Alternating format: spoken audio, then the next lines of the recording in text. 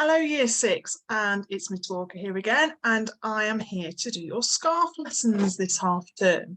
So our rewind is what we were talking about last half term, about staying safe online. Remember the traffic light system that we talked about, and our footprint, our digital footprint that we have that can tell anybody and everybody where we've been online, and all those precautions that we need to take, but especially remembering, as we said, that traffic light system. Okay, so this half term is all about your rights and responsibilities. It'll include learning about money, looking after the environment, and living in the wider world. Because of course, we're getting a bit older now, we're growing up, and soon we're going to get a little bit more independent when we move to secondary school. And so it's really important that we know our rights and our responsibilities moving forward with that. So week 1 this week, what's it worth? What's it worth? So the what is to think about the benefits of saving money, okay, and how by working together and communicating. So again, like last time, there's going to be lots of pausing and talking to an adult or talking to whoever's with you about it. And why? So that we understand the pros and cons of saving money.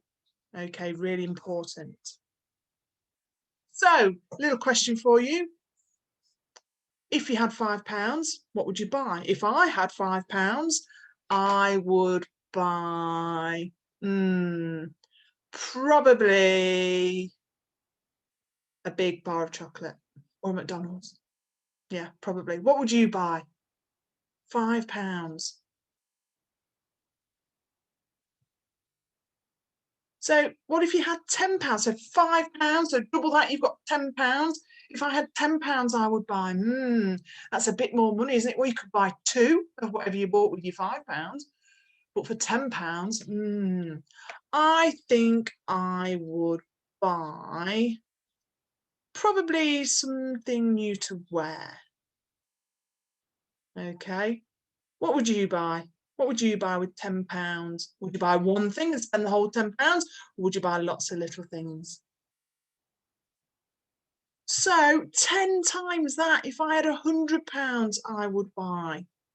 If I had £100, I think I would buy, knowing me, I'd probably buy something practical, like something for the garden or something for inside the house. So I'd treat myself. If it was £100 I wouldn't normally have. What would you buy? So if you saved £5 a week, how long would it take you to save up for the item that you said? Okay, so if your pocket money was £5 a week, okay, or if you were given £5 a week and you decided to buy, say, a PS5 or some of the latest makeup or anything you like, how long would it take you to save up for it? And do you think it's worth saving up for things sometimes? Personally, I think it is, because when you've saved up your money, you appreciate it a lot more, don't you? You know how hard it's been to save up for it. So when you've got that thing, it's all the more special for you, isn't it? Is it easy or hard to save money? Why or why not? Those 3 questions, have a little think about, have a little chat.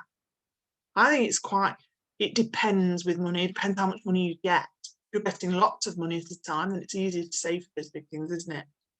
If you're only getting a little amount, it's much harder to save. But you might appreciate what you've saved up for a little bit more. So have a little think about those 3 questions. If you'd save £5 a week, how long would it have taken you to save up for your favourite item? Is it worth saving up for things sometimes? And is it easy or hard to save money? Why or why isn't it? Have a little think. Pause the video here if you want to, and have a little think or conversation about those 3 questions. So, another question for you. Save it, spend it. Have you ever saved money, and how have you done that? I can remember when I was young, when I was probably about your age, my mum and dad got me a savings account with the NatWest Bank, and they used to have little pigs. And then if you saved £10, you'd get one pig. And if you saved a bit more, you'd get the next pig and the next pig. So to really give you that incentive to save your money, because you knew you'd get something at the end of it. It's not the only way to save money. How? How can you save money? And if you did, how did you do it? Have a little pause and have a little chat about it. So here are some examples of how you can save money. You can save it in your money box. Some people even have a jam jar or something like that. A savings account, which is in the bank, isn't it? My son had a savings account from when he was very little, and he even had his own bank card. So perhaps that's something that you guys have got. Or a junior ISA, which is a tax-free savings account, which is where you put money in and that money creates interest and creates a little bit more money for you. So some people put money in to save, and the more they save, the more interest it creates and the more money they come out with at the end. So there's lots of different ways to save money, and sometimes there's lots of different benefits from saving money as well. So the pros and cons of each method. So when you've got your money in a money box, it is quite easily accessible. So you can see and count how much you've got, but it doesn't earn any interest. So you might be tempted to spend it. I know if I've got money there looking at me, it's much harder to keep it saved, okay? And plus you don't get any interest. And interest is what we talked about when we were talking about that ISA in the last page. Okay, now that is interest. So sometimes when you put money into a bank, you get interest, and it's a very small percentage that the bank will give you back as interest for putting your money or saving your money with them. Okay, it is only very, very small, but still, the more you put in, the more money it will accumulate. Okay. Also, there is that risk of it could go missing. Yeah. When it's in the bank, what that old saying, out of sight, out of mind, is another thing that might help you save. So money in a savings account, yeah, it can earn you interest and you can withdraw it. Okay, when you need it, it's safe, but you can't always get to it in a hurry. Okay, so if you needed some money, you'd have to go to the bank or a cash machine. So you'd have to go and travel to get to it, then get it out. It wouldn't be just right under your nose as if it was in your savings or piggy bank account. Okay, so money in a junior ISA earns interest, probably more interest than a normal savings account, and it pays no tax. You don't have to pay the government back any money for saving. But it can't be accessed until after the age of 18. My son's about to receive some money when he turns 18 from a junior ISA. So it is good, but you can't get it for another 7 or 8 years. But you do get a lot more than you put in. So that is something to think about. So why are items at different prices? Have a think, have a pause of the video and have a think. Why are items valued at different prices? So lots and lots of things to consider here, and I'm sure you thought of some of these as well. So how complex it is to produce it, how difficult is it to produce? Okay, how rare are the materials that are being used to produce it? Okay, so you're not going to get a car for £5 brand new. That's because it takes a lot of materials and a lot of expensive technology to produce it, doesn't it? But a loaf of bread, not many ingredients, produced quite quickly and quite simply, and it's not very complex, so isn't going to be as expensive as a car. And also how many people are involved in producing it and how much they are paid. Okay, because obviously the more skilled you are, the more money you get paid. Okay, now in somewhere like a factory, like perhaps making bread, a lot of machinery do a lot of the baking. There's massive, massive ovens that bake the bread. Okay, so not as many people are involved. Okay, whereas other things that are produced, a lot more people involved. Yes, machines make cars, but there's also a lot of hands-on labour to put those parts together. Okay, so how much machinery or equipment is involved? Because all the machinery needs fuel, needs running, needs electricity, some might need gas, and all that needs paying for, which makes the cost of your product even more. Okay, so the less that's used, the less outgoings, so the less has to be paid out, so the less it will cost the consumer, which is you.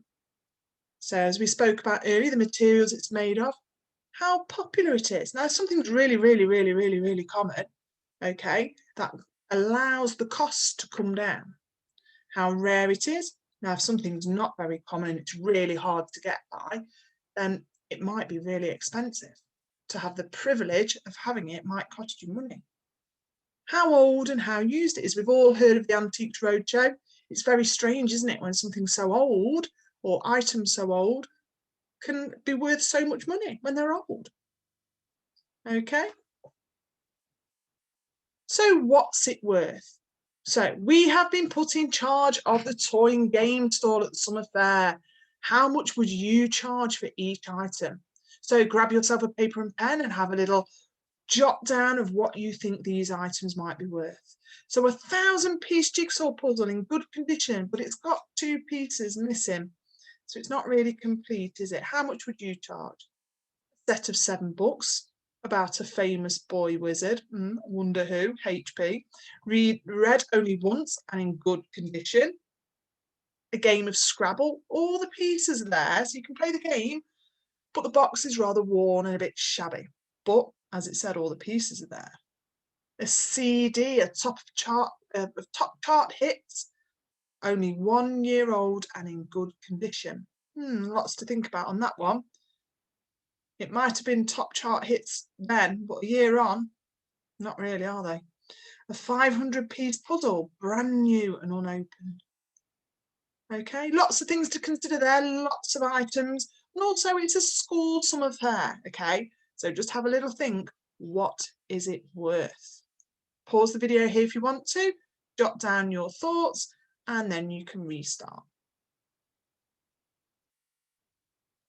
So, of all those items, if you had £5, would you buy any of the items?